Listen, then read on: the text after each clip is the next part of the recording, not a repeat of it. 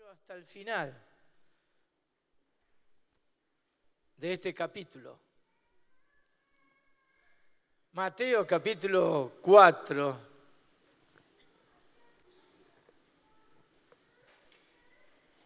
versículo 18. Y vamos a recibir palabra y seguro que algunos todos vamos a aprender algo muy importante. Y el Espíritu Santo nos va a venir a revelar algo muy sobresaliente y vamos a aprender algo del Espíritu que va a ser muy, muy significativo para nuestras vidas. Entonces busque ahí, ¿ya está listo? Lea si quiere conmigo en voz alta, disfrute de esta palabra tan rica, preciosa palabra que nos hace tanto bien. Dice así entonces, a partir del versículo 18. Andando Jesús junto al mar de Galilea, vio a dos hermanos, Simón llamado Pedro y Andrés su hermano, que echaban la red en el mar, porque eran pescadores. Y les dijo, venid en pos de mí, y os haré pescadores de hombres. Ellos entonces, dejando al instante las redes, le siguieron. Pasando de allí, vio a otros dos hermanos, Jacobo, hijo de Zebedeo, y Juan, su hermano, en la barca con Zebedeo, su padre, que remendaban sus redes, y los llamó. Y ellos, dejando al instante la barca y a su padre, le siguieron. Y recorrió Jesús toda Galilea, enseñando en las sinagogas de ellos y predicando el evangelio del reino y sanando toda enfermedad y toda dolencia en el pueblo. Y se difundió su fama por toda Siria y le trajeron todos los que tenían dolencias, los afligidos por diversas enfermedades y tormentos, los endemoniados, lunáticos y paralíticos, y los sanó. Y le siguió mucha gente de Galilea, de Decápolis, de Jerusalén, de Judea y del otro lado del Jordán. ¿Cuántos dicen gloria a Dios por esta palabra? Denle un fuerte aplauso entonces a Jesús. Él merece toda la gloria y toda la honra.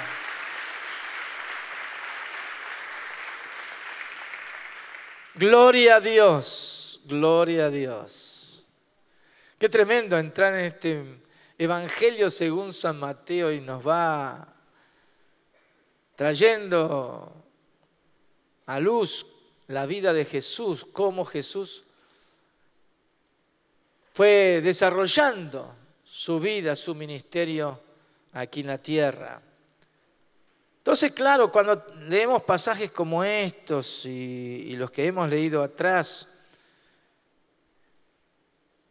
como Jesús, después de estar en el desierto, fue nuevamente a Nazaret, de ahí entonces fue a la región de Zabulón y Neftalí y habitó ahí. Dice, vino y habitó. Y grandes cambios comenzaron a suceder en esa región. Entonces hay una pregunta que podemos hacernos y es muy buena poder declararla de esta manera. ¿Qué hubo en Jesús que toda una región experimentó milagros? Como dijimos, más de 700 años se había escrito que iba a pasar algo muy significativo en esa región. Y no había pasado hasta este momento cuando Jesús comenzó su ministerio. Ahora, ¿qué hubo en Jesús? Es que Jesús fue el enviado del Padre. Entonces es bueno entender eso. No era por simple iniciativa de Jesús, no era porque Jesús era Jesús, entonces Él podía hacer lo que quería. No. Si hay algo que se destaca en todo el ministerio de Jesús y lo que Jesús fue enseñando, es que Él siempre reconoció que fue un enviado. O sea que estaba bajo autoridad. Pero era Él.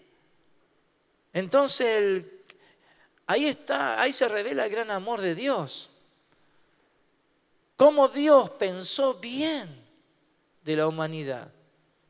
Y sobre esta región que era un ejemplo de una situación triste, decadente. Escuchen el mensaje del jueves del hermano Ricardo Forbes, muy lindo porque nos dio un pantallazo de lo que significaba esa región en los tiempos de Jesús.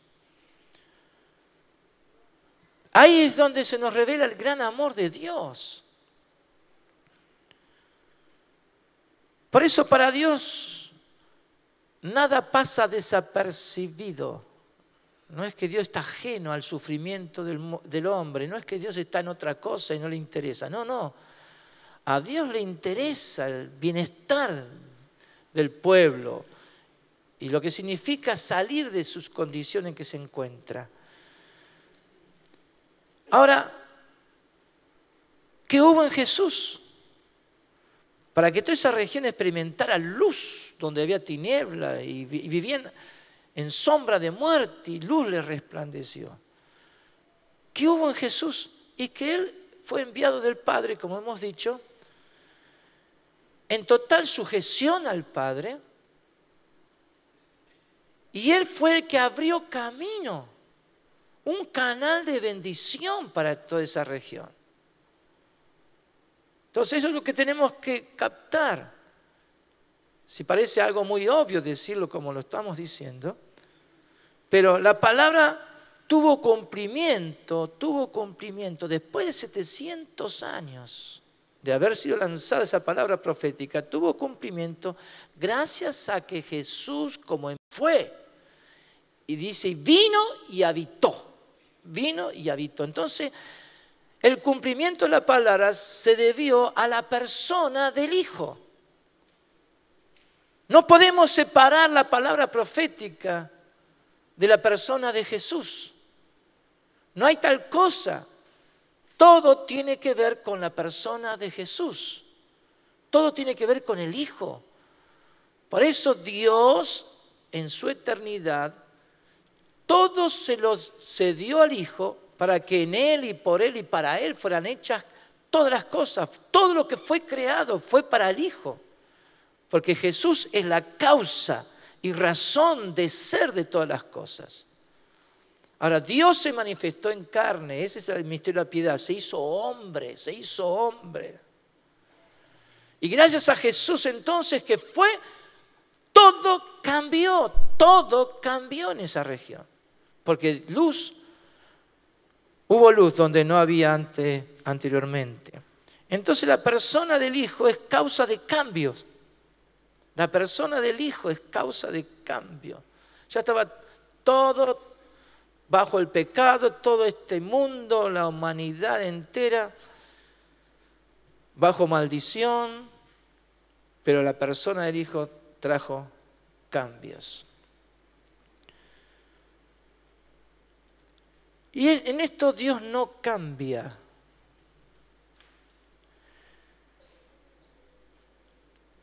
¿Por qué? Porque así como el Hijo vino para producir estos cambios,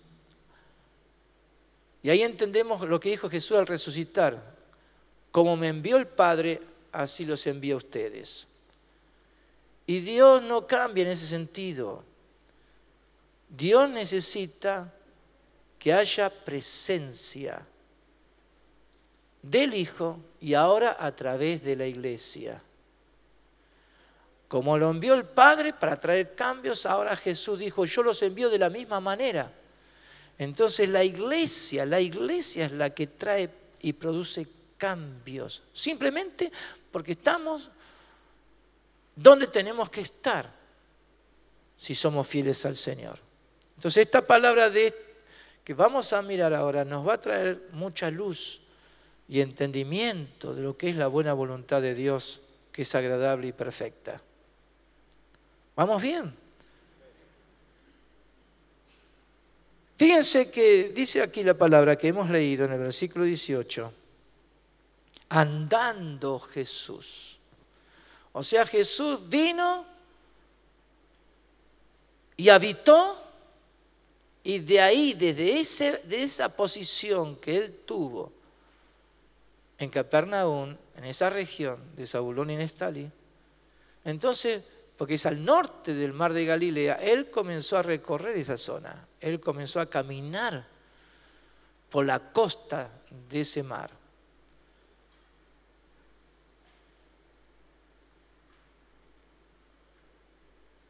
Ya que Jesús esté en esa región, ya era muy,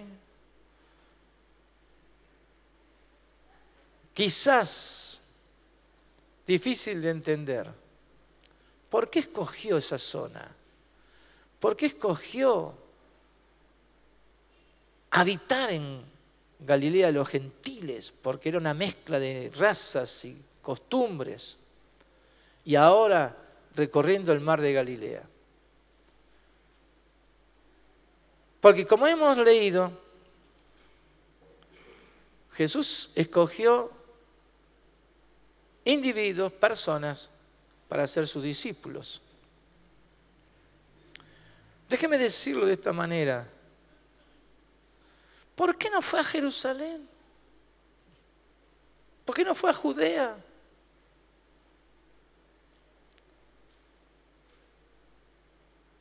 Porque, como hemos leído anteriormente, cuando oyó que Juan en Jerusalén había sido tomado preso, se fue él a Galilea. ¿Por qué no se fue a Jerusalén? ¿Cuál era el problema en Jerusalén? Había 4 grupos en Jerusalén muy destacados. Los fariseos, los escribas, los sacerdotes y los saduceos. El problema con esta gente es que estaban todos divididos. Estaban todos peleando por una posición.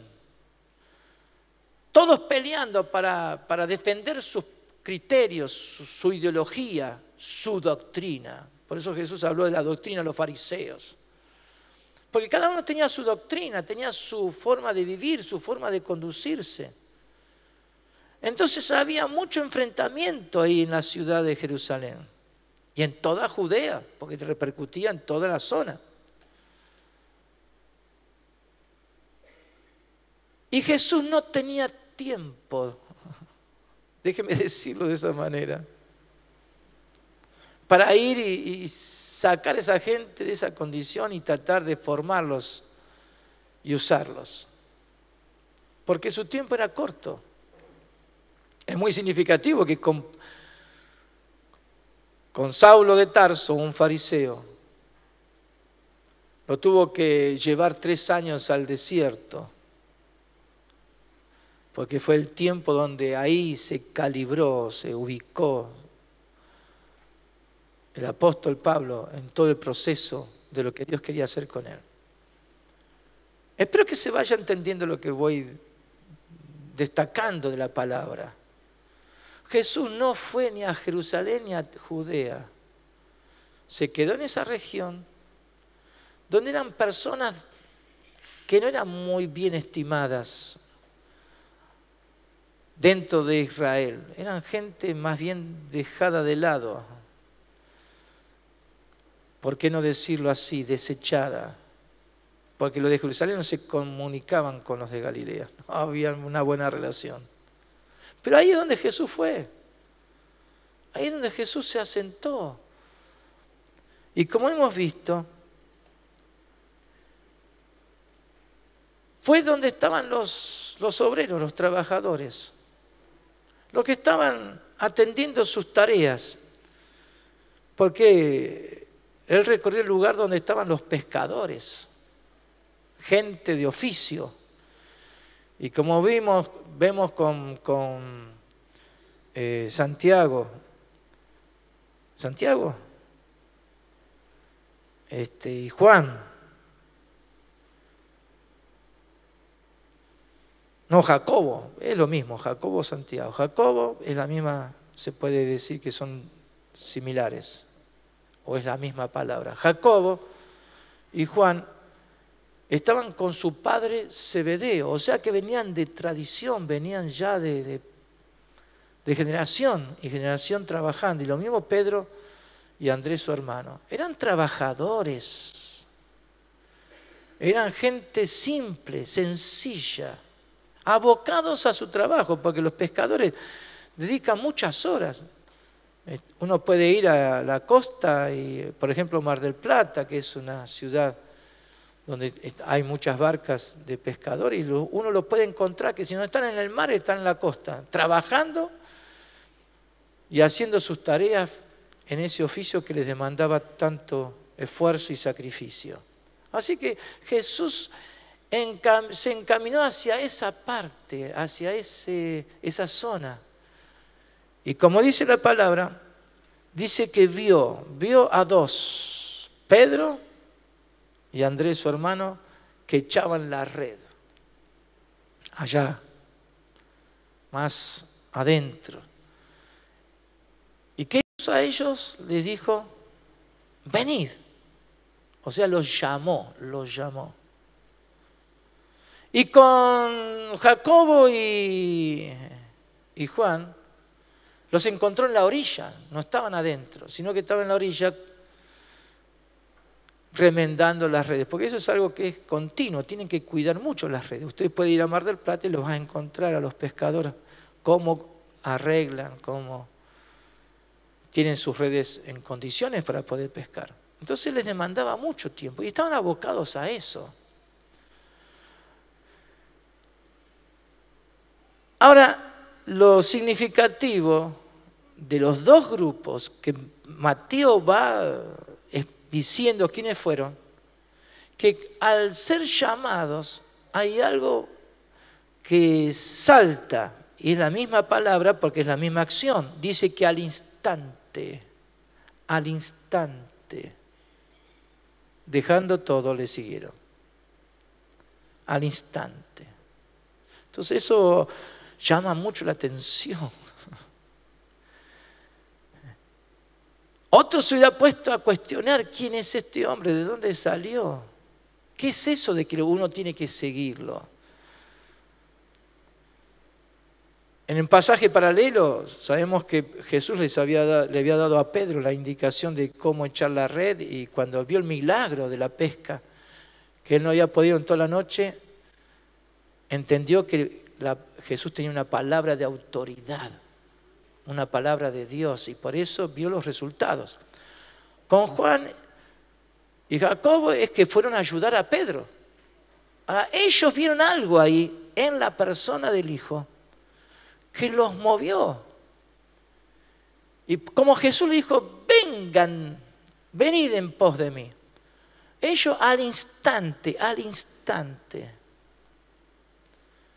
dejando todo, le siguieron. Entonces encuentro aquí dos palabras: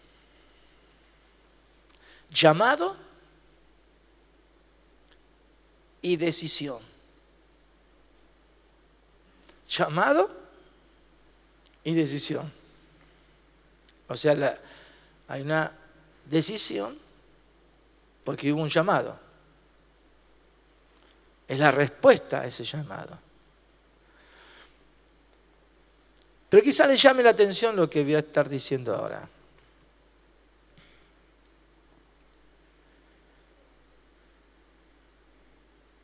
Los cuatro que se menciona, que Mateo menciona aquí, actuaron de la misma manera, fueron movidos de la misma forma. Ahora, ¿fueron ellos los que decidieron seguir a Jesús? ¿O fue Jesús quien decidió qué iba a hacer con ellos?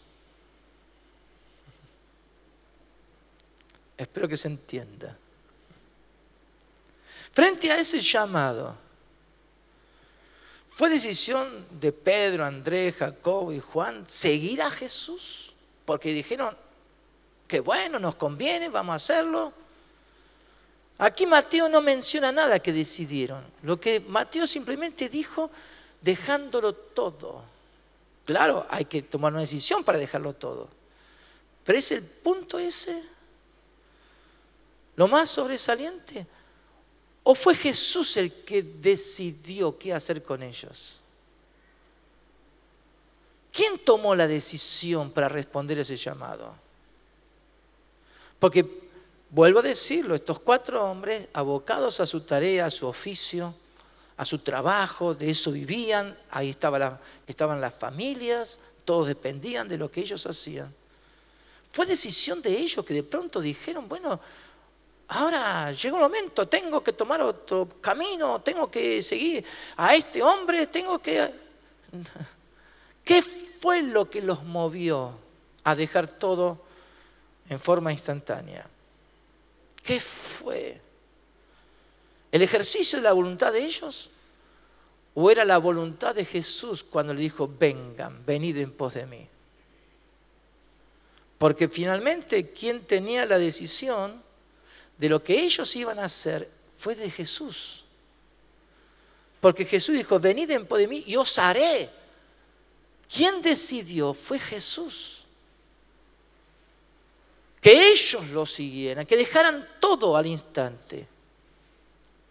Porque Jesús tenía un plan, tenía un propósito. Cosa que ellos jamás en su vida seguro habían pensado.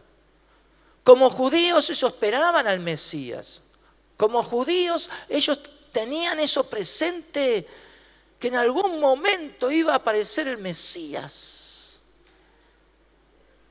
El Cristo de Dios. Y ahora de pronto apareció Jesús ahí. ¿Qué pasó? ¿Qué sucedió para que estos 4 hombres,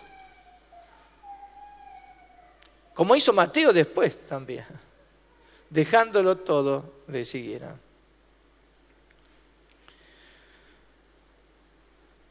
Lo que estoy diciendo de parte del Señor, y ahora vamos a ver algo muy, muy lindo, que lo que dejan todo y responde de la misma manera que estos 4 hombres, es porque son obedientes a la fe. Porque son obedientes a la fe. La fe es la única manera como se agrada a Dios, mediante la fe. La fe no es pasiva, no es un sentimiento, no es una idea. La fe es poder de Dios. Porque tiene que ver con la palabra de Dios. La fe fue implantada en los corazones de los hombres. ¿Para qué? Para que poder responder al sentir y voluntad de Dios. Si no, no se puede, no se puede. La gracia de Dios es única. Pero mediante la fe es posible de experimentar esa gracia de Dios para que actúe, porque la gracia es activa así como la fe. Entonces, para que se manifieste lo que es de Dios, es necesaria la fe. Pero la fe no la manejamos nosotros. La fe es un don de Dios, no es inherente del hombre natural.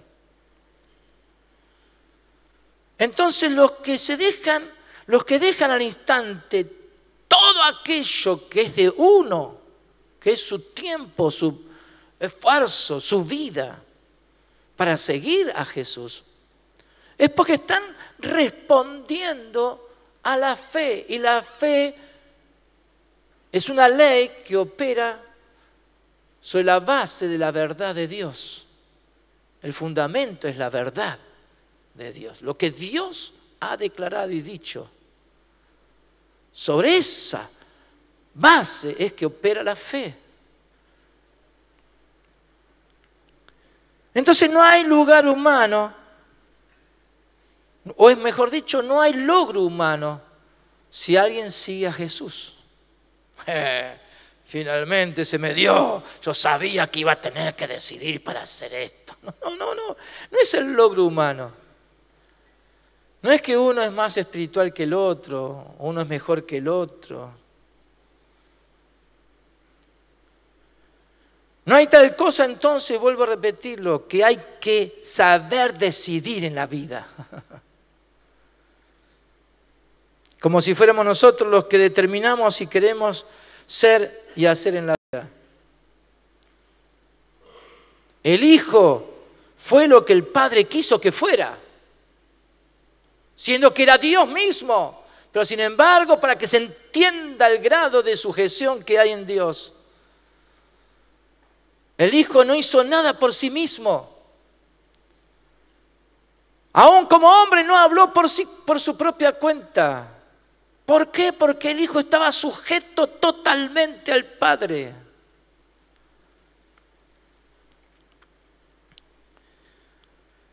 Esto tiene que ver con lo que Pablo dice en Efesios 4:1. Cuando escribe a la iglesia en Éfeso y le dice, yo pues preso, dice, atrapado, de donde no me puedo escapar, donde aquí estoy, sujeto, ¿a quién? Al Señor. Dice, yo preso en el Señor. Entonces no está diciendo nada que él no vivió y no estaba viviendo en ese momento. Pablo. Yo pues preso en el Señor, os ruego que andéis como es digno de la vocación con que fuisteis llamados. Entonces ahí comienza a hablar de lo que significa la vida cristiana, lo que significa ser fiel a Dios, lo que significa tener un mismo espíritu, el Espíritu de Dios, lo que significa tener las mismas promesas, lo que significa tener a Dios como Dios Padre y lo que significa vivir como iglesia, como cuerpo de Cristo. Entonces Pablo está diciendo, yo os ruego por las misericordias de Dios, como repite en Romanos 12. Os ruego que andéis como es digno de la vocación con que fuisteis llamados. O sea que hay un llamado de parte de Dios y Dios pone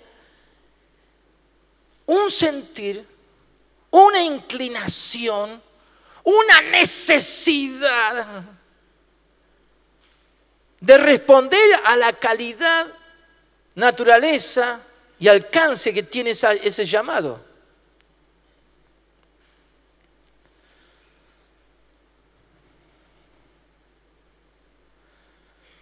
Entonces en Dios hemos sido llamados para algo que Él quiere hacer en nosotros. Por eso Dios produce el querer como el hacer. ¿Por qué Dios produce un querer? Porque Él nos llamó para eso. Él nos llamó para algo específico. Entonces hablar de llamado no es que yo decido qué quiero ser. Me llamó Dios y entonces estoy haciendo lo que siempre en mi vida quise lograr por mí mismo. Yo quiero ser una persona feliz. Yo quiero alcanzar esto y lograr a lo otro. Y yo quiero. Pero pará, si vos tanto querés, ¿qué tiene que ver el llamado de Dios en vos? Pero algo tiene uno que decidirse. Uno se tiene que decidir en la vida para alcanzar cosas. Entonces, déjeme decirlo, hay un contraste. Siempre hay contrastes en la vida. Mejor dicho, en la palabra de Dios, que se manifiestan en la vida. Siempre los contrastes están ahí en el presente, siempre, constantemente. Lo alto de lo bajo, cielo, tierra, lo bueno, lo malo. Pero aún así también hay palabras que usamos en el mismo sentido, pero son totalmente opuestas. La justicia de Dios, la justicia del hombre. El bien de Dios, el bien del hombre. Lo bueno de Dios no es lo mismo que lo que el hombre considera bueno. Entonces hay muchas cosas que son diferentes y hay que diferenciarlas y discernirlas. Porque no todo es lo mismo. Así también con el tema de vocación. Hay una vocación natural. Entonces eso se da mucho en los colegios, justamente. ¿Para qué? Para descubrir cuál es la vocación natural. Pues una cosa es la vocación natural, otra cosa es la vocación celestial. Que Dios guía y dirige ciertas cosas en el orden natural, Pero hay que diferenciar, pero el sentido es que el hombre natural ya no camina en los caminos de Dios, no conoce los caminos de Dios. El hombre natural estoy hablando, el viejo hombre. Entonces hay una tendencia natural inclinada, pero hacia el mal. ¿Por qué la humanidad se debate en tantas violencias, un caos total? Muerte, desolación, enfermedades, tristeza y cuántas cosas. ¿Por qué? Porque el hombre sigue sus propios caminos. Dios los metió al hombre, los entregó, paradidomi, aquellos que han estudiado Romanos, el paradidomi, donde Dios los entregó a la concupiscencia, a pasiones vergonzosas y a una mente reprobada. Entonces la vocación natural, aunque parezca buena, y muchos avanzan en eso, no hay pecado en el sentido de cuando entiende los caminos de Dios. Pero hay una vocación, y eso habla Pablo, que responde al corazón de Dios y al propósito de Dios, donde hay alguien que ya decidió lo que uno tiene que ser. No me mire con esa cara. Veamos, yo quiero compartirles. Por un lado que Jesús, lo que dijimos, es el centro de atención. Es la persona del Hijo la que trae cambios. Entonces no son ideas, no son pensamientos. Jesús sabía lo que tenía que hacer con esos discípulos y se los dijo. Ahora, yo quiero darles 3 ejemplos para que se entienda lo que vamos viendo. Esto va a traer mucha luz.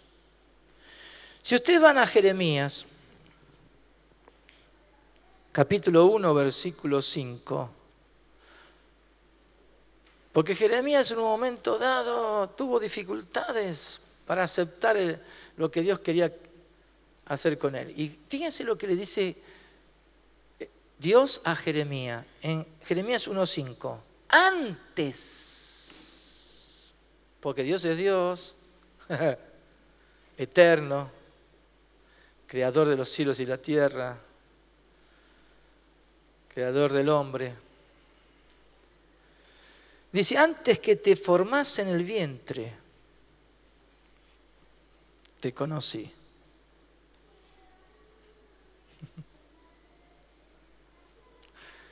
¿En qué año naciste? Hubo quizás 9 meses, lo normal, ¿no? De un embarazo. Bueno, saca cuentas. Todavía no había sido fecundado un óvulo de mujer, como en el caso de Jeremías, dice, antes que te formase, en el vientre, te conocí. ¡Ey! Esto es tremendo. Que Dios conoce a todos aún antes de ser concebidos. Y lo interesante es que después los padres se rompen la cabeza a ver qué nombre le van a poner a los hijos. Y Dios dice, ya te conocí por nombre. ¡Ey! ¿Cómo es eso? Ahora, si eso es ya muy llamativo, fíjense lo que sigue diciéndole Dios a Jeremías. Y antes que nacieses, antes de que tu madre te diera luz, te santifiqué. ¿Qué es eso de santificar?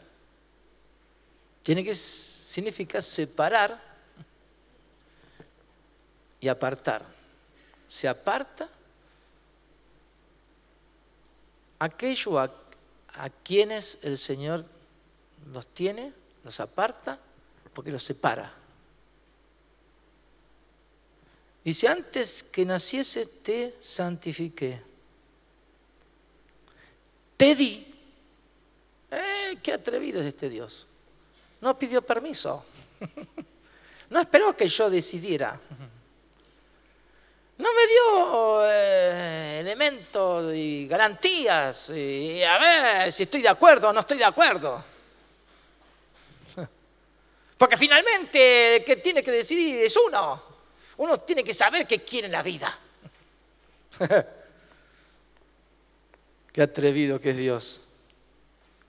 Que le dice a Jeremías, antes de que te formase, antes de que naciese, ya te di por profeta. Y nada menos que a las naciones. A las naciones.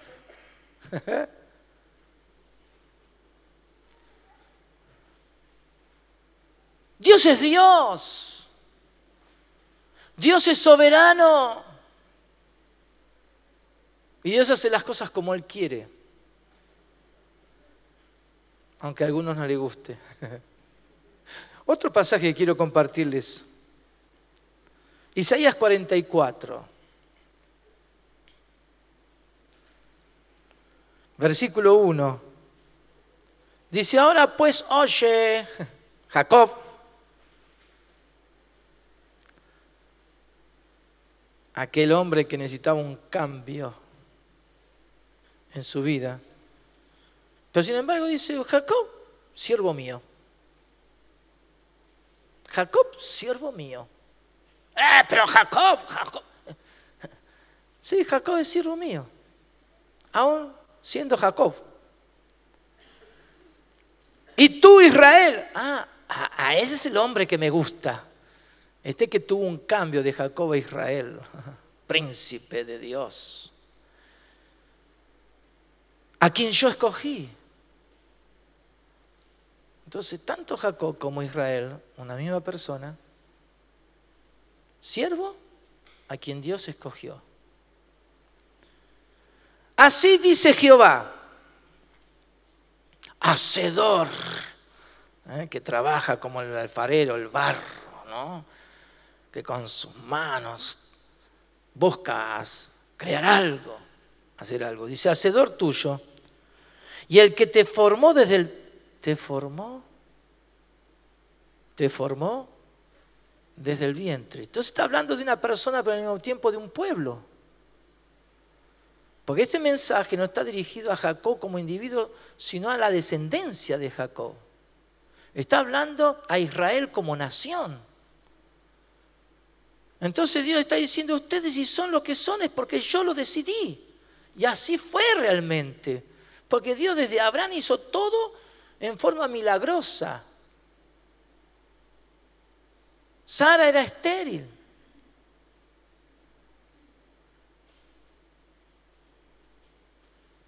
Y todas las mujeres de la esposa de Isaac y de Jacob eran estériles. Ahora Dios es capaz de hacer las cosas como Él quiere. Entonces por eso dice, el que te formó desde el vientre, desde el vamos, desde el todavía ni siquiera le habían salido a luz, desde el vientre. El cual te ayuda. ¿Por qué? Porque yo te formé. Porque yo te hice. Porque yo te escogí. Yo te ayudaré. El cual te ayudará. No temas. Entonces vuelve a repetir. Siervo mío Jacob. Y tú Jesurún. A quien yo escogí. Porque yo derramaré agua sobre el sequedal y ríos sobre la tierra árida. Mi espíritu derramaré sobre tu generación y mi bendición sobre tus renuevos y brotarán entre hierba como sauces junto a las riberas de las aguas. ¿Cuánto dicen gloria a Dios? Cuando Dios se propone algo, lo hace y promete. Porque el que toma las decisiones es el hacedor. El Dios, el soberano. Quiero llevarles a un ejemplo más. Ustedes recuerdan a Saulo de Tarso. Lo encontramos ahí en Hechos. dando su voto, aprobando las decisiones de matar, como le hicieron a Esteban. Fariseo de fariseo, llevaba a todos los creyentes, o intentaba llevar a todos los creyentes a que negaran a Jesús y que renunciaran, y muchos fueron encarcelados por él. Y respirando muerte, salió de Jerusalén con cartas de los principales sacerdotes para ir allá a la capital de Siria, a Damasco, y de allá traer a todos los creyentes presos. ¿Ustedes recuerdan que de pronto fue Jesús que se apareció en el camino? Ahí en Hechos capítulo 9, en el versículo 4, oigamos bien, Jesús le dice: Saulo, lo conocía por nombre, ¿eh? Saulo, Saulo, ¿por qué me persigues? Está hablando en forma personal. ¿Por qué me persigues? Y le dijo entonces Saulo: ¿Quién eres? ¿Quién eres, Señor? ¿Quién eres? Yo no sabía que te estaba persiguiendo a vos. Y le dice Señor, reconociendo que el que le hablaba no era uno de abajo, a la misma altura de él. Era alguien que venía de arriba, del cielo. Porque una luz tremenda lo inundó. Y él pudo escuchar y entender lo que se le estaba diciendo. ¿Quién eres, Señor? Y ahí sí que se le vino todo abajo. Todos sus argumentos, sus ideas, sus pensamientos. ¿Quién eres? Y entonces Jesús, ¿qué le dice?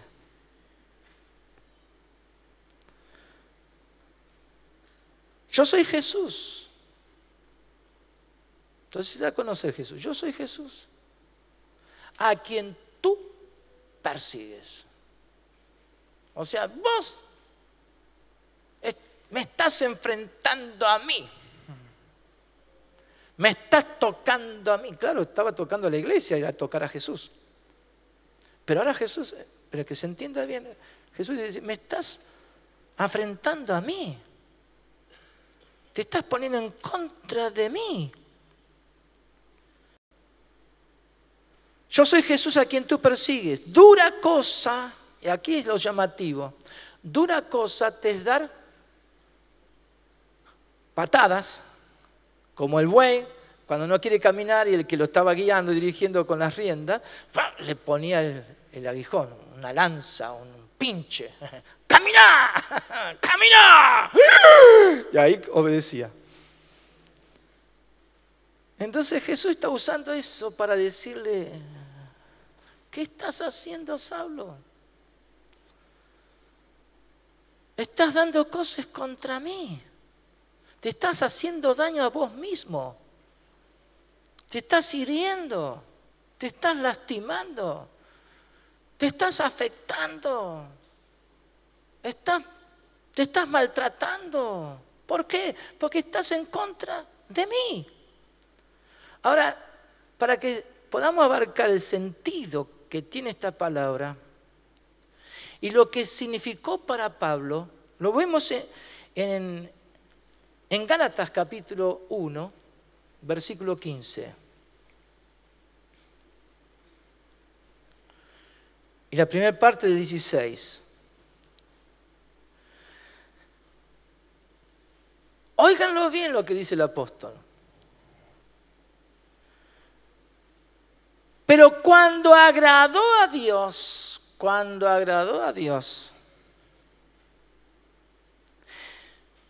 que me apartó, eso es santificar, que me apartó, ¿desde dónde? Del momento que estaba ahí en el camino a Damasco. No, que me apartó desde el vientre de mi madre. Y me llamó por su gracia. Revelar a su Hijo en mí. Para que yo le predicase entre los gentiles. Entonces Pablo está diciendo, si yo estoy predicando a los gentiles, la culpa es de él. ¿Por qué? No está diciendo eso en ese sentido, pero algunos podrían pensar que se puede pensar de esa manera. ¿Por qué Pablo predicaba a los gentiles? Porque les fue revelado a él, por voluntad de Dios, la persona del Hijo.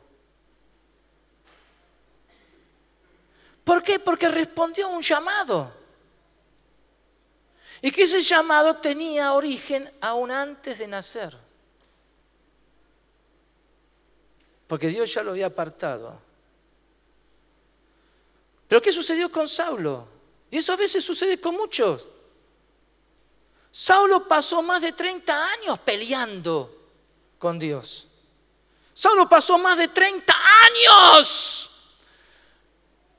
convencido que lo que estaba haciendo era lo correcto, era defender la religión judía, era defender la ley, era imponer esa religión a los demás y hacer que todo se sujetara, pensando que esa manera agradaba a Dios. Y lo que estaba haciendo era pelear con Dios. O sea que alguien puede tener unos grandes pensamientos, ideas, conceptos, pareceres de querer agradar a Dios y no se da cuenta que está peleando con Dios.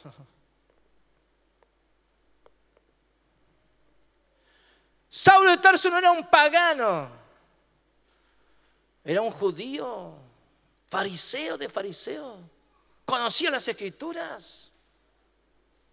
Pero sin embargo estaba peleando con Dios. ¿Por qué? Porque no estaba respondiendo adecuadamente al llamado de Dios. Si hay llamado, es porque hay una decisión. Pero esa decisión no la tomamos nosotros, sino que esa decisión para ese llamado ya la tomó alguien por nosotros. Pero ¿qué es lo que tiene que estar presente ahí? Fe, fe, fe. Porque sin fe es imposible agradar a Dios.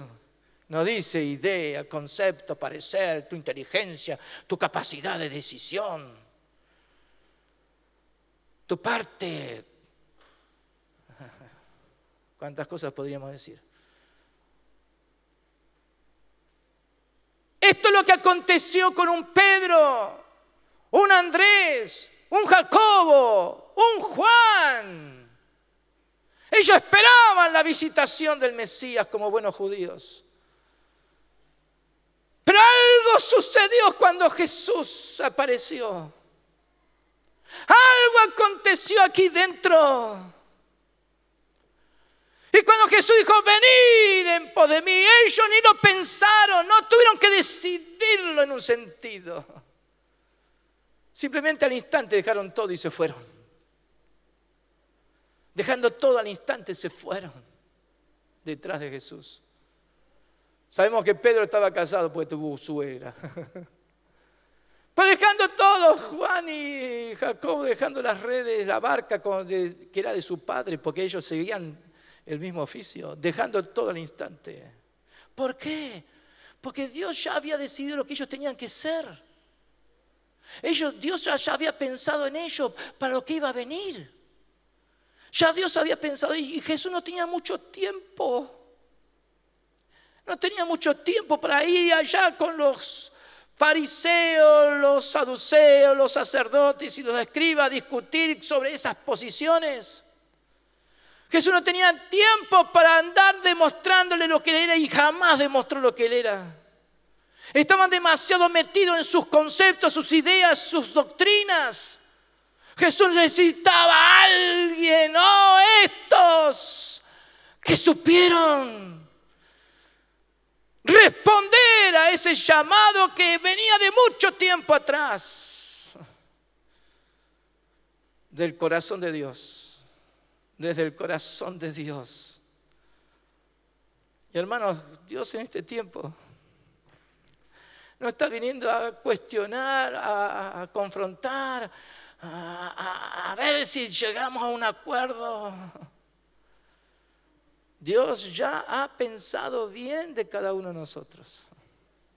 Dios ya ha tenido en mente qué hacer con tu vida. Entonces es tiempo de que examines tu corazón. ¿Dónde estás? ¿Está Dios haciendo lo que Él quiere o estás haciendo vos lo que vos querés? Llegaste a esta altura de la vida porque tomaste decisiones en la vida y que te salieron bastante bien. Y otras quizá no tan bien.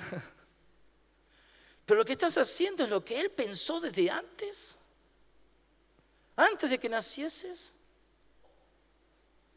Porque ya Él te santificó. Si vos sos salvo y conoces a Jesús ahora, es lo que ha salido a luz. Lo que ya pensó Dios de ti. Pero a su vez lo que Él quiere hacer contigo. Y aquí no hay argumento que valga. Solamente obediencia a la fe. Que sea tu voluntad, Padre, y no la mía. Eso significó un trato muy especial y único con el Hijo. Pero el resultado fue que Dios lo exaltó, lo llenó de gloria y en Él corporalmente habita toda la plenitud de la deidad. ¿Qué es lo que hubo en el Hijo? Es lo que está en nosotros aquí implantado, solamente que algunos no se dan cuenta. No se dan cuenta de lo que tienen. Están siempre pensando, yo tengo que hacer algo. Si yo no lucho por mi vida, ¿quién va a hacerlo por mí? Yo tengo que atender mi familia, yo tengo que atender mis hijos, yo tengo que atender mi carrera, yo quiero ser alguien grande, importante. ¿Qué estamos haciendo?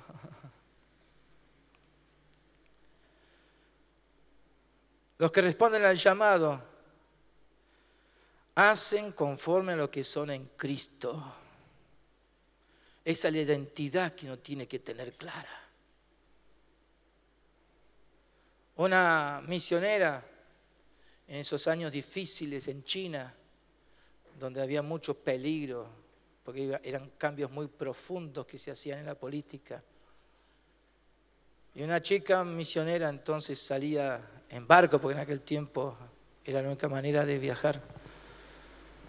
Y alguien llegó al puerto para despedirle y dijo, pero no te das cuenta dónde vas. Te pueden matar allá. Tu vida va a correr peligro de muerte. Y ella lo miró tranquila, confiada, y le dijo, yo ya morí. Yo ya dejé eso que era mío, no tiene nada que ver con mi vida. Mis ilusiones, mis fantasías, mis sueños. Yo ya le entregué todo a Él, para que Él haga conmigo lo que Él quiera.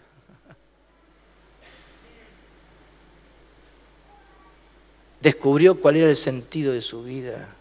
Ahora no significa que todos tenemos que ir a China.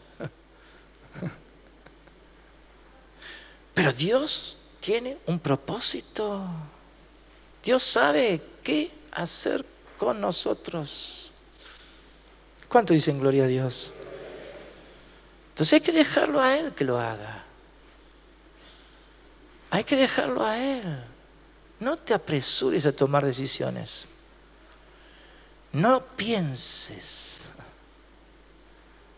Cree que el Espíritu Santo es capaz de decirte qué es lo que Él quiere.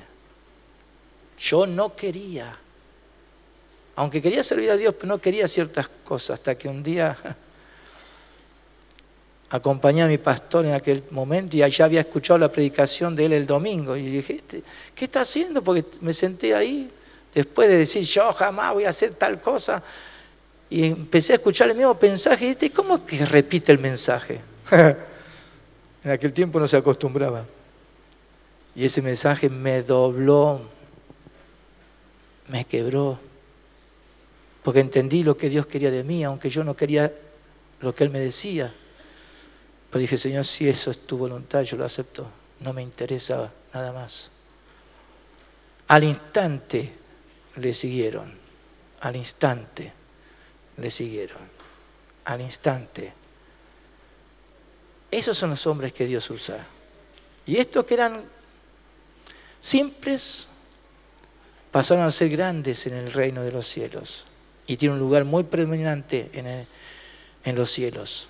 Ahora ellos se iban a hacer los instrumentos para después tratar a aquellos cabezones intelectuales metidos en su doctrina, que todo lo cuestionaban, todo para darles testimonio de la vida de Cristo. Cuidado, Pablo fue un fariseo, pero convertido.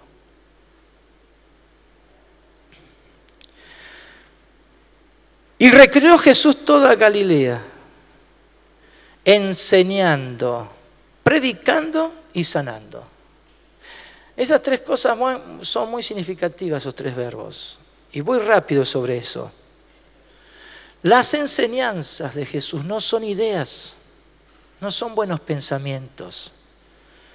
No es reflejo de alguien que tiene la capacidad de expresarse y comunicarse con nosotros.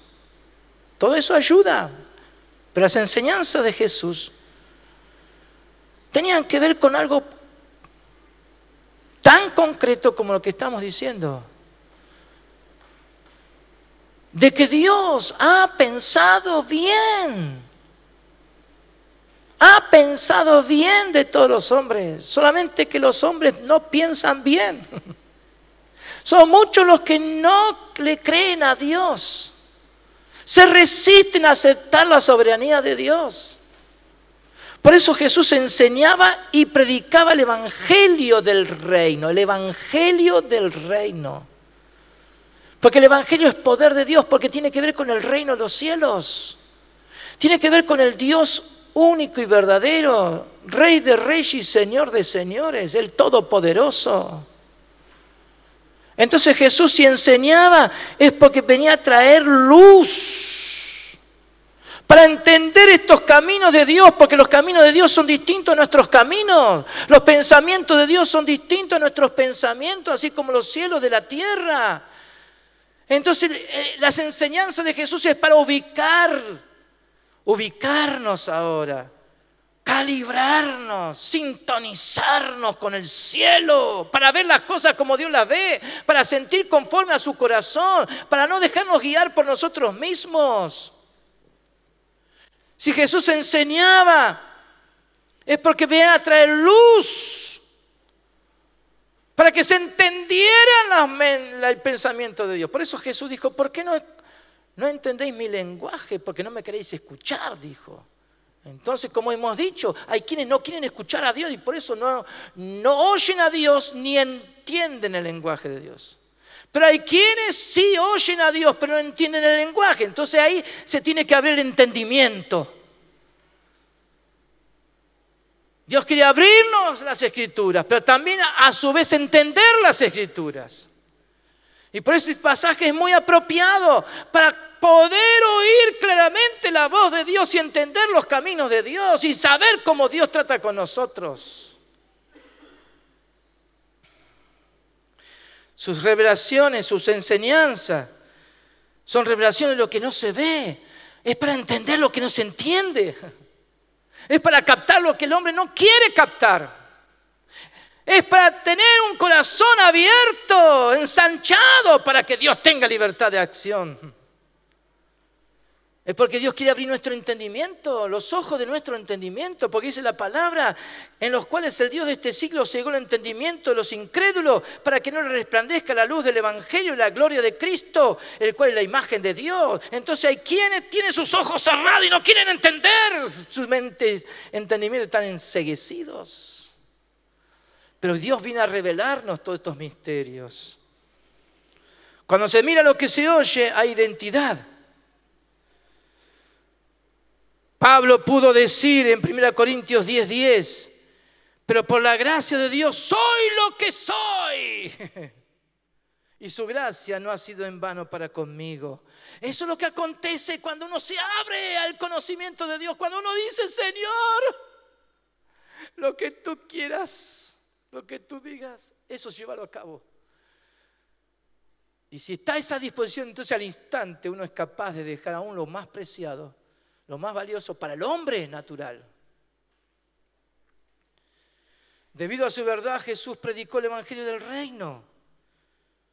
¿Por qué predicó? ¿Qué es proclamar? Porque Él enseñaba. Él enseñaba.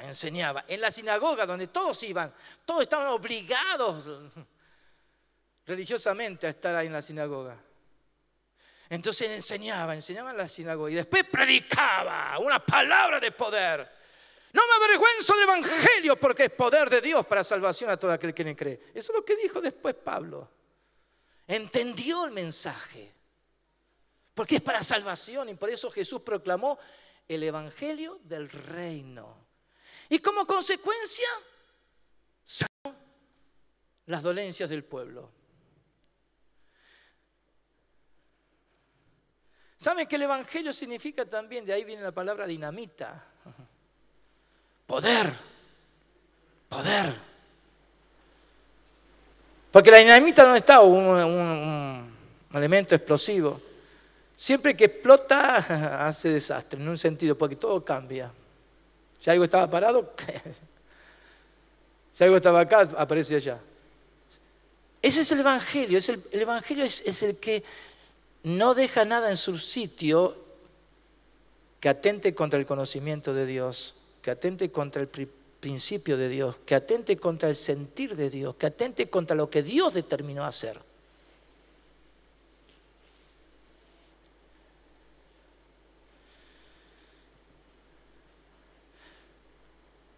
Ahora, ¿qué dice el versículo 24? Y se difundió su fama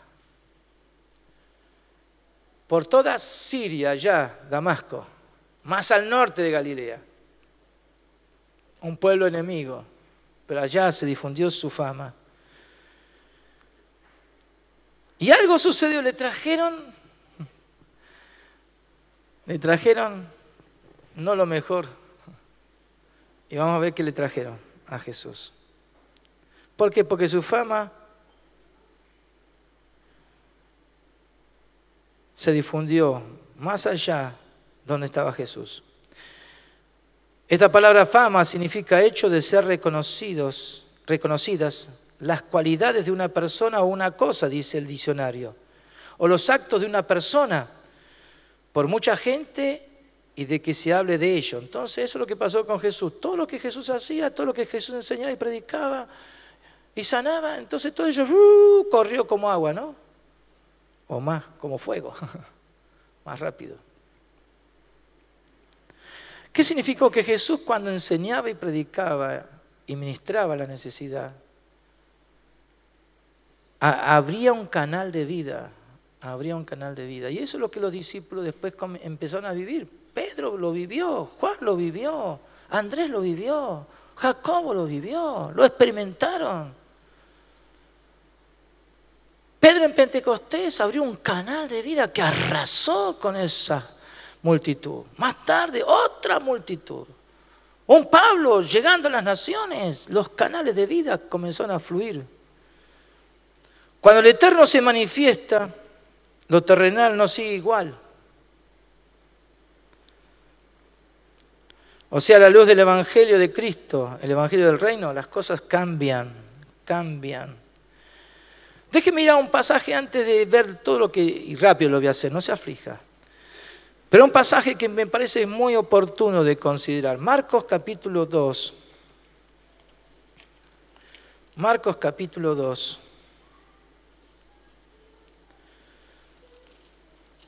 Dice allí en Marcos 2, entró Jesús otra vez en Capernaum, después de algunos días, y se oyó que estaba en casa. E inmediatamente se juntaron muchos, de manera que ya no cabía ni aún a la puerta y les predicaba la palabra. Entonces vinieron a él unos trayendo un paralítico que era cargado por 4. Medio gordito debe haber sido porque 4 tenían que llevarlo, no 2. Y cuando no podían acercarse a la causa de la multitud, descubrieron el techo de donde estaba, o sea que tuvieron que romper el techo, y haciendo una abertura, bajaron el lecho así en que yacía el paralítico. Al ver Jesús la fe de ellos, dijo el paralítico: hijo, tus pecados te son perdonados. ¿Ve el problema que había en Jerusalén? Porque estos subieron a Capernaum, porque también ellos oyeron de la fama de Jesús.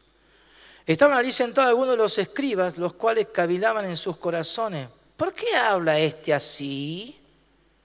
Blasfemias dice. ¿Quién puede perdonar pecados sino solo Dios? Y conociendo luego Jesús en su espíritu, que cavilaban de esta manera dentro de sí mismos, les dijo: ¿por qué caviláis así en vuestros corazones?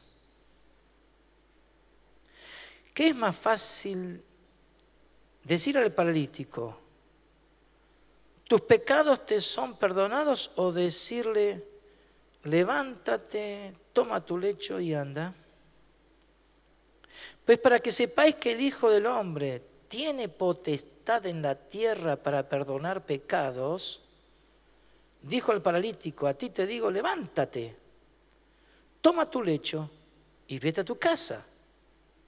Entonces se levantó enseguida y tomando su lecho salió delante de todos, de manera que todos se asombraron y glorificaron a Dios, diciendo: nunca hemos visto tal cosa.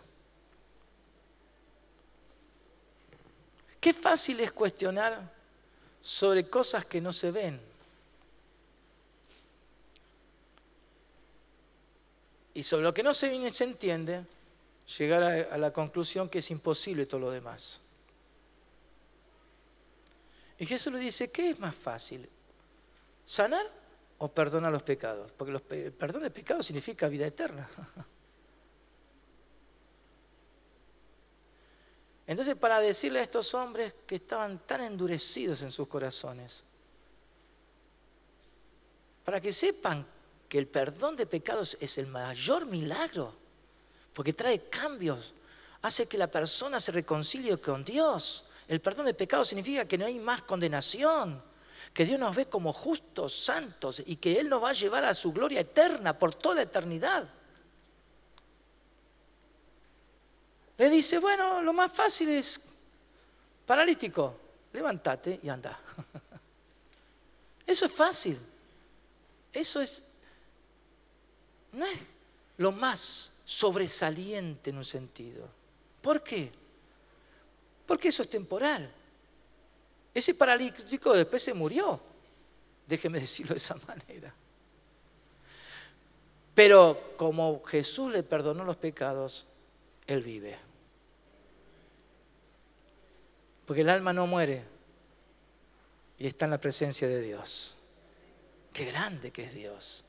Ahora bien, siempre el hombre se aferra a las cosas materiales, visibles, concretas, tangibles.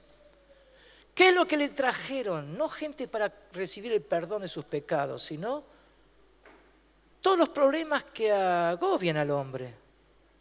Ahora Jesús lo hizo para que entendieran que Dios es más poderoso que todo eso. ¿Qué le trajeron a Jesús? Miren, 5 grupos nada más y voy a hacerlo rápido. Dice que le trajeron gente de todas partes con diversas enfermedades. Enfermedades. ¿Qué son las enfermedades? Sabemos muy bien. Estas existen cuando no está presente la vida saludable. Es una alteración por agentes externos o externos, internos o externos, del funcionamiento natural del cuerpo. Entonces hay algo acá, diversas enfermedades. Cuando el Evangelio del Reino opera a nivel del espíritu, lo terrenal y físico no pueden permanecer en las mismas condiciones. Eso es lo que Jesús estaba queriendo decirles. Y por eso a todos estos con diversas enfermedades los sanó. Pero no era el fin, sino que lo que Dios quería es reconciliar al hombre con Dios. Ahora, Dios lo hizo, ¿por qué? Porque es parte del Evangelio del Reino. Hola. Le trajeron diversos tormentos, gente con diversas, no solamente enfermedades, sino tormentos. Esta palabra habla de tortura. Y muy significativo lo que dice ese verbo en griego, irse al fondo. Irse al fondo. Eso es tortura, que uno cae en una condición tan terrible donde solo se conoce el dolor, la angustia, la desesperación, quien cae en algo semejante. Muchos trajeron esas condiciones de vida, muchos atormentados. También le trajeron endemoniados. ¿Qué significa eso? Es el ejercicio por un demonio. Endemoniado es que hay un demonio que está ejerciendo presión de tal manera. Son agentes del maligno que atormentan y destruyen todo lo que está al alcance de su mano. Entonces, gente endemoniada es que no tiene la libertad, no tienen libertad, están oprimidas, están sujetos a un demonio o demonios, como se vio en varios pasajes de las Escrituras con Jesús, como hizo Jesús. También lunáticos. Estar alunado quiere decir loco. Eso es lo que significa la palabra en su original. O sea, personas en estas condiciones son las que han perdido la noción de la realidad, de la verdad, y andan sin saber a dónde van. No entienden lo que hacen ni se comportan coherentemente con la realidad, especialmente la de Dios, y ni siquiera la de los hombres. Hay un pasaje en Mateo capítulo 17, dice que un padre trajo a su hijo lunático, dice las Escrituras, el cual padecía mucho. Y el padre dijo, porque muchas veces cae en el fuego y muchas en el agua. Dijo, mi hijo es lunático, le dijo a Jesús. ¿Por qué? Porque no tiene control de sí mismo. Está loco. ¿En qué sentido? Que hace cosas que lo dañan, que lo afectan. Ahora, muy interesante el versículo 18 de este pasaje de Mateo 17. Y dice que Jesús reprendió al demonio, el cual salió del muchacho y éste quedó sano desde aquella hora. Recuperó todo lo que era importante para su vida. ¿Por qué? Porque Jesús reprendió al demonio. No solamente endemoniados, sino también lunáticos. En esa condición tan terrible. Paralíticos son los que están privados de la libertad de movimiento. No logran avanzar, yerran el camino y se apartan de hacer lo bueno. ¿Por qué? Porque no pueden. Están limitados, están ahí, sin poder movilizarse por sus propios medios. Ahora, toda esa es la realidad de la gente que vino a Jesús porque su fama se difundió. Y Jesús no rehusó bendecirlos y ayudarlos. Pero lo que Jesús quería es que oyeran el mensaje, el evangelio del reino. ¿Qué estoy queriendo decir con esto? ¿Qué es lo que Dios nos ha dado como iglesia? Que hay un sentir de Dios, hay una voluntad divina, hay un llamado de Él. ¿Para qué? Para seguirlo en esta tarea, en estos ministerios de Jesús.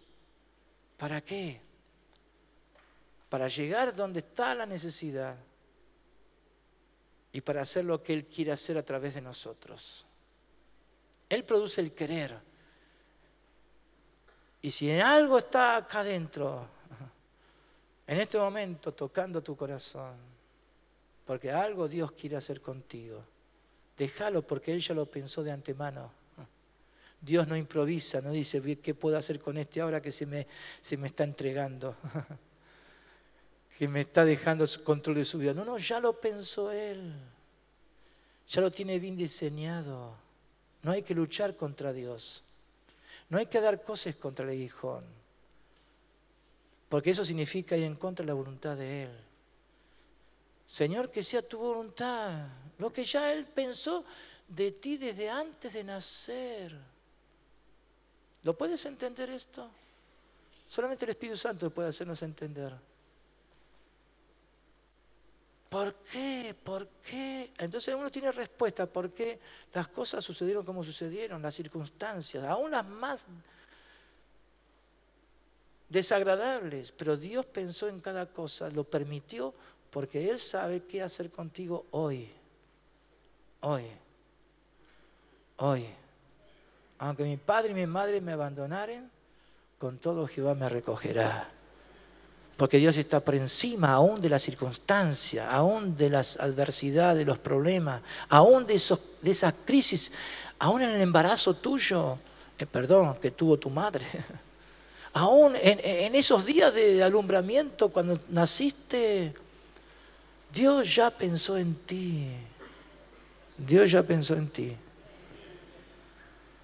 Por eso hoy es el día de salvación. Hoy es el día de decirle, Señor, si estoy discutiendo contigo, ya no discuto más. Si estoy cuestionando tus caminos, ya no dejo de cuestionar.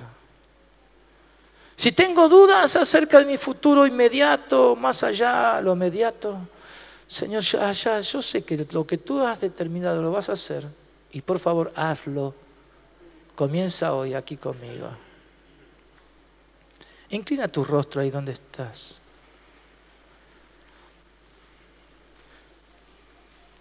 Hay mucha necesidad en el mundo, pero lo que nos mueve no es la necesidad. Lo que nos mueve es el amor de Dios. Lo que nos mueve es la voluntad del soberano. Dejando al instante le siguieron. Y eso es lo que Dios quiere. Que Él pueda hacer lo que Él se propuso hacer contigo. Mira, hay muchas cosas que suceden en tu vida. Pero por favor, no te dejes atrapar por esos problemas. No te dejes atrapar por esas circunstancias, aunque sean las más difíciles de soportar. No te dejes llevar por los comentarios, por todo lo que el mundo dice y declara. Hay mucha gente, hay muchos países, hay naciones enteras que están sufriendo, diciendo ya no hay esperanzas.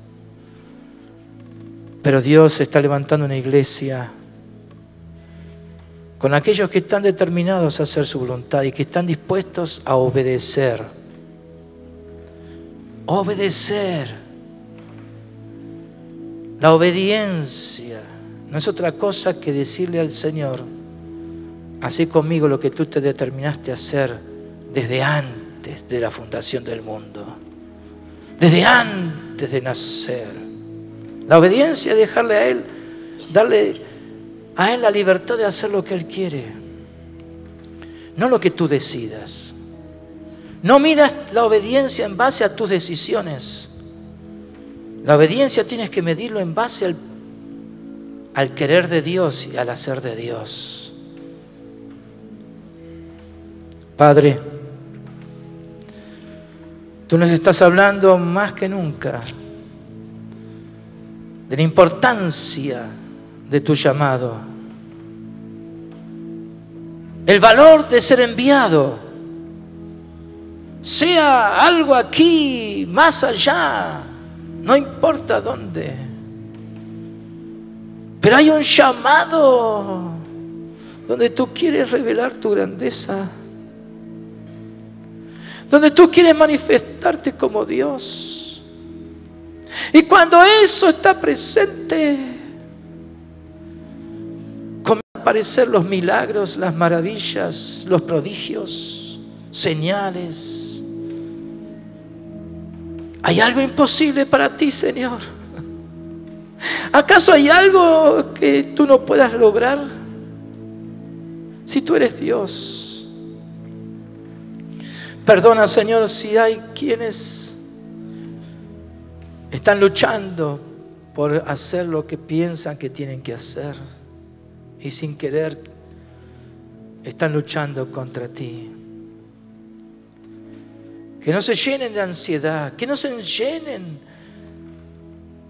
de deseos que son puramente humanos y carnales. Que lo que arda en el corazón de cada uno sea el deseo o el anhelo de que Dios cumpla su voluntad.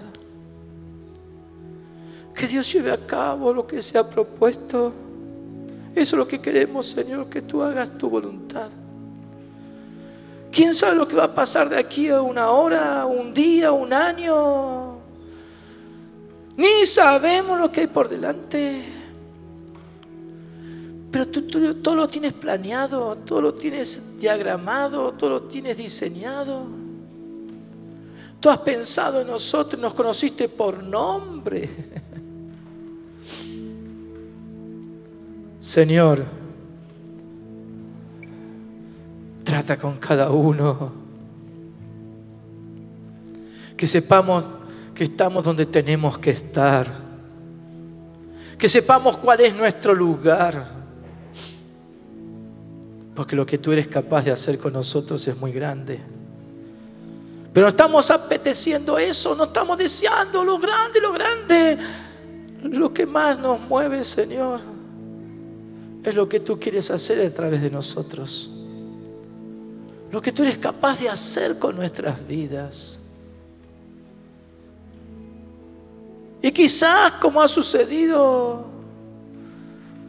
con este hombre que se menciona aquí en las Escrituras, Pedro, aún su hermano Andrés, Jacobo y Juan, ni se imaginaron lo que iba a acontecer con ellos en el transcurso de la vida. Pero qué importante todo lo que ellos obedecieron, lo que hicieron. ¿Por qué? Porque tú lo hiciste a través de ellos. Gracias porque hoy la salvación llegó a nosotros gracias a estos hombres fieles. Señor, ¿cuánta gente va a recibir bendición y vida eterna si te somos fieles a ti? Ni sabemos lo que hay detrás de este día. Pero Señor, ayúdanos que al instante dejemos todo lo que es nuestro propio, personal. Ayúdanos, Señor, porque esta palabra viene a darnos libertad. Libertad de acción. Señor, tómanos en tus manos.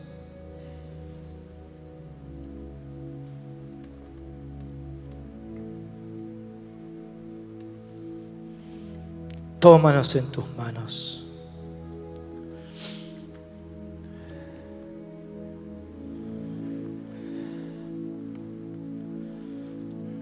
Haz tu voluntad, Señor. Haz tu voluntad.